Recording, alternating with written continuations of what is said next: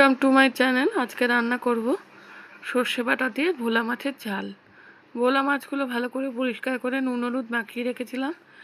আর আরেকটা বাটিতে সাদা সর্ষে কালো সর্ষে লঙ্কা দিয়ে বেটে রেখেছিলাম মিক্সিতে।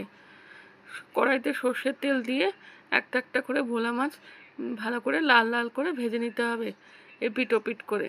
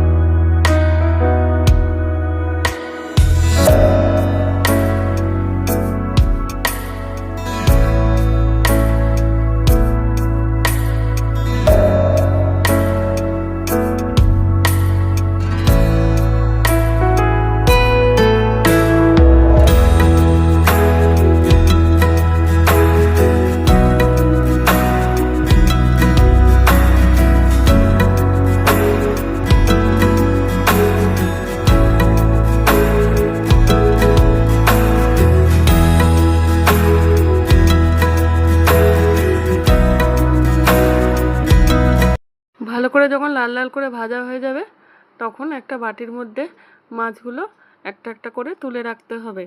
তারপরে ওই সর্ষের তেলের মধ্যে কালো জিরে ফোড়ন দিয়ে যে বাটা মশলাটা রেখেছিলাম সর্ষে বাটাটা, সেই বাটা মশলাটা দিয়ে দিতে হবে।